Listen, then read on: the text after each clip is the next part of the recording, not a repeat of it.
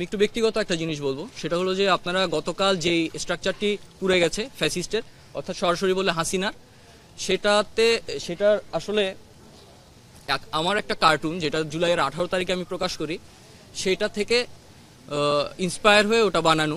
কিন্তু এ ব্যাপারে চারুকলার প্রশাসন, শিল্পী থেকে শুরু করে কেউই আমার কোনো কনসেন্ট বা আমাকে একবার ওয়াকিবহাল করেনি। হয়তো বা আমি না করতাম না অবশ্যই, কিন্তু আমাকে জানায়নি। যদি তারা এটা আমাকে জানাতো এটা ভালো হতো। কিন্তু যেহেতু আমি আসলে একরকম মনে হচ্ছে তাদের বিপক্ষেই থাকছি বিভিন্ন তাদের সিদ্ধান্তের, সে কারণে আসলে তারা এই ধরনের আচরণ করেছে বলে আমি মনে করি। আমি গতকাল এটা জানিয়েছি, জানানোর পরেও আসলে কোনো উদ্যোগ নেওয়া হয়নি এবং আজকে আবার এটা বানানো হচ্ছে। তো এটা শিল্পী হিসেবে, শিল্প আমরা যারা চর্চা করি তাদের জন্য এটা খুবই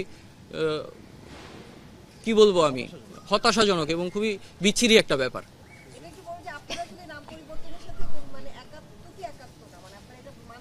নাম পরিবর্তনে আমাদের কোনো সমস্যা নেই, কিন্তু নাম পরিবর্তনের একটা সঠিক কারণ বলতে হবে। আমার নাম জামিল, আমার নাম আপনি যদি আজকে বলেন আমার নাম জাহাঙ্গীর, আমি জিজ্ঞেস করবো আমার নাম কেন জাহাঙ্গীর, এটা আপনার আমাকে বলতে হবে। সুস্পষ্ট কারণ ছাড়াও তো আমরা তাকে জাহাঙ্গীর ডাকা শুরু করতে পারি না। পুরাতন ঐতিহ্যে ফিরে যাওয়াও কোনো সমস্যা না, কিন্তু কেন সেটা আমাকে, যে পুরাতন ঐতিহ্যে আমি ফিরে যাচ্ছি এই কারণে যে যদি বলা হয় যে মঙ্গল শব্দের মাধ্যমে ফ্যাসিস্টকে সার্ভ করা হয়েছে, তাহলে আমি আপনাদেরকে এখানে একটু ক্লিয়ার করি। হ্যাঁ, এখান থেকে রাজাকারের স্ট্রাকচার বানানো হয়েছে, সেটা আমরা জানি। কিন্তু রাজাকারের স্ট্রাকচার বানানোটাকে আমরা চারুকলার শিক্ষার্থীরা আমরা এটাকে এমনভাবে দেখছি যে রাজাকাররা আসলে 71-এর রাজাকাররা সবসময় ঘৃণিত, তো তাদের বিরুদ্ধে এটা করা যায়। কিন্তু ওই যে দাড়ি টুপিকে ট্যাবু করার যে জিনিসটা, এটা আমরা আসলে, আমি এটা সরালাম, এটা আসলে আমরা সাপোর্ট করি না। এটা আমরা এই নিয়ে আমরা ভাবতে পারি এটা আমাদের ভিতরের ব্যাপার, যে আমরা ভেবে আমরা নতুন ধরনের কোনো রিপ্রেজেন্টেশন এই রকম জায়গাগুলোতে আনতে পারি কিনা, এটা দেখা যাক। আর খালেদা জিয়ার ব্যাপারে আপনারা জেনে থাকবেন যে খালেদা জিয়ার একটা স্ট্রাকচার পেট্রোল বোমা হাতে, সেটা নিয়েও বলা হচ্ছে যে সেটা চারুকলা থেকে বানানো হয়েছে 2019 সালে। এটা কখনোই চারুকলা থেকে বানানো হয়নি। চারুকলা বরঞ্চ এটা চারুকলার বৈশাখের আরো আগে বানানো, এবং এটা ঢাকা শহরে বিভিন্ন জায়গায় প্রদক্ষিণ করানো হচ্ছিল পরবর্তী নির্বাচন বা এগুলা সামনে রেখে। তো মঙ্গল শোভাযাত্রার সময়, এটা মঙ্গল শোভাযাত্রার শেষের দিকে পেছনে এনে পিকআপ দিয়ে এটাকে পেছনে এনে মঙ্গল শোভাযাত্রায় জুড়ে দেওয়া হয়, কিন্তু এটার সাথে চারুকলার কোনো সম্পর্ক নেই। চারুকলায় কখনোই এটা বানানো হয় নাই, আমি এটা সুস্পষ্ট করে বলে রাখলাম। এটা শুধুমাত্র আমাদেরকে এই জায়গাটাকে ট্যাগিং, যে এটা আওয়ামী লীগ তার পারপাস সার্ভের জন্য ব্যবহার করে এসেছে মঙ্গল শোভাযাত্রাকে, এই জিনিসটাকে শক্ত করে দেখানোর খাতিরে এই কাজ করা, এইটা ছড়ানো হয়েছে।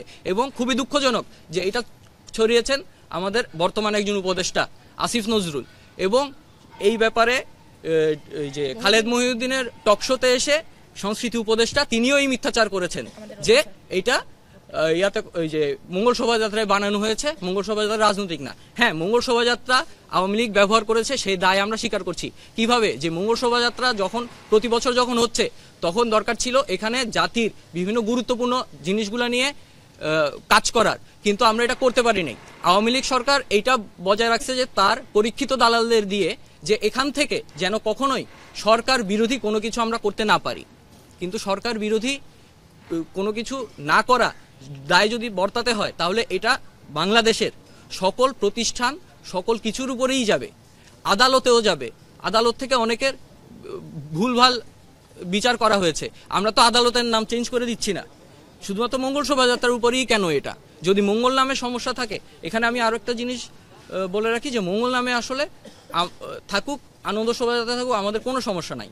এটা বলে আমি শেষ করছি যে একটা কারণ বলেন যেটা আসলে ভ্যালিড, শুধুমাত্র খোড়া যুক্তি দিয়ে এটাকে জাস্ট কেন করা হচ্ছে এটাও আমরা বলতে পারি না। যে কারণে অনেক রকম চিন্তা মাথায় আসছে যে হ্যাঁ, এটা হয়তো বা কোনো মহলকে খুশি করার জন্য। হেফাজতুল ইসলাম যেদিনই বিবৃতি দিল যে মঙ্গল শোভাযাত্রা আমি কিছু করা যাবে না, তার সেই দিনই আমরা দেখতে পাচ্ছি যে আরেকটা ইয়ার মাধ্যমে বলতেছে আনন্দ শোভাযাত্রার নাম হয়ে গেছে। এগুলো তো আমরা আসলে মেনে নিতে পারি না।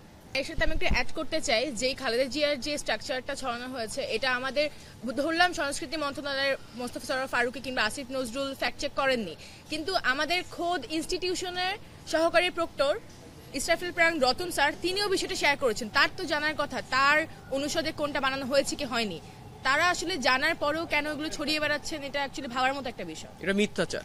আমরা আমাদের সংবাদ সম্মেলনে যেটা লেখা হয়েছে, আমরা আলোচনা চাই। আমরা মঙ্গল শোভাযাত্রাকে ভণ্ডুল করার কিংবা এই আয়োজনকে ব্যর্থ করার প্রচেষ্টা আমাদের নাই। আমরা জাতিকে আহ্বান করব যে এটা একটা আনন্দ আয়োজন, আমাদের এই সব কোন্দলকে এড়িয়ে আপনারা আসুন, সবাই এটাতে আসুন, এই দিনটা আপনারা উপভোগ করুন। বাংলা নববর্ষের প্রথম দিন, একটা বছর, নতুন বছর শুরু হচ্ছে, এটা যেন সবাই ভালোভাবে শুরু করে, আমাদের সেই আহ্বান থাকবে। হেসে খেয়ে নেচে গিয়ে সবাই এটা উদযাপন করুক। কিন্তু আমাদের এই যেই কোন্দলের এই পরিস্থিতিতে আমাদেরকে এনে ফেলেছে, ছাত্রদের যে স্টেকটা একদম বিলীন করে দেওয়া হয়েছে, এইটা আমরা মেনে নিব না। এটার জন্য আমরা চাই যে তারা এখন হয়তো বা খুবই ব্যস্ত, তারা এখন হয়তো সময় দিতে পারবে না, কিন্তু সময় দিতে পারলে আমরা খুবই খুশি হব। তারা যদি আলোচনা টেবিলে বসতে চান, কেন কারিকুলামে এটা অন্তর্ভুক্ত করা যাবে না সেটা নিয়ে তারাও যৌক্তিক আলোচনা করুক, আমরাও করব। এবং এভাবে কেন নাম পরিবর্তন করা যাবে না সেইটা নিয়েও সুস্পষ্ট কথাবার্তা, এবং সবকিছুর প্রেক্ষিতে ভবিষ্যতে যেন এই ধরনের সমস্যা সৃষ্টি না হয় সেই জন্য বর্তমান সাবেক শিক্ষার্থী এবং শিক্ষকরা সবাই বসে প্রয়োজনে একটা মঙ্গল শোভাযাত্রা প্রতি বছর আয়োজনের একটা নীতিমালা প্রণয়ন করা হোক, যেটা থাকলে এই ধরনের সমস্যাগুলোর সৃষ্টি হবে না। এটা হলো আমাদের আহ্বান। আমাদের প্রধান অভিযোগ, শিক্ষার্থীদের এখানে যে স্টেকটা সেটা নষ্ট করা হচ্ছে। হ্যাঁ, এখানে বলা যায় যে ফ্যাসিস্ট আমলেও এটা ছিল না। ফ্যাসিস্ট আমলে আমরা আমাদের রেজিস্ট্যান্সের চেষ্টা করার জন্য আমরা অন্তত আয়োজক কমিটি হিসেবে নেগোসিয়েশনের টেবিলে বসার আমাদের একটা ক্ষমতা ছিল, যেটা এখন আসলে থাকছে না। ক্লাস হলে কি হবে, যে শিক্ষক এক ধরনের গাইডলাইন দিয়ে দিবে, আমরা ওভাবে কাজ করব, এতটুকুই। তো এই আয়োজনে স্টুডেন্টদের যে স্টেক 1989 সাল থেকে যেটা হয়ে আসছে, শিক্ষক শিক্ষার্থীদের মিলে আয়োজন করছে, সেটা এখানে নষ্ট হচ্ছে। আমাদের মূল অভিযোগ এটা, এবং এটা না থাকার কারণ না, আমরা বয়কট করিনি। আমি বললাম না যে এই জায়গাটা আমরা একটু ব্যক্তিগতভাবে ছেড়ে দিচ্ছি, যে এত কিছু চলছে, তারপরে যদি কারো মনে হয় যে এখানে আসাটা দরকার, সে আসবে। যদি মনে করে যে না আমি আসবো না, আমি এটা সমর্থন করছি না, তাহলে আসবে না। এভাবে আমরা সামষ্টিকভাবে কাউকে ডাকছি না, কারণ বিশ্ববিদ্যালয়ে বর্তমানে ছাত্রদের প্রতিনিধি নির্বাচনের কোনো পদ্ধতি না থাকায় আমি যদি এখন বলি আমি সাধারণ সকল শিক্ষার্থীর স্টেক নিয়ে কথা বলছি, আমি পারবো না, কারণ এই কনসেন্ট আমি সবার কাছ থেকে নিয়ে আসিনি যে আমি সবার কথা বলবো। কিন্তু আপনারা একটু যদি খেয়াল করেন, ক্ষমতার পারপাস সার্ভ করার জন্য বিগত সময় ছিল ছাত্রলীগ, অপরাপর সংগঠন, যখন যেই সরকার ক্ষমতায় থাকে তার ছাত্র সংগঠন এগুলো করে থাকে।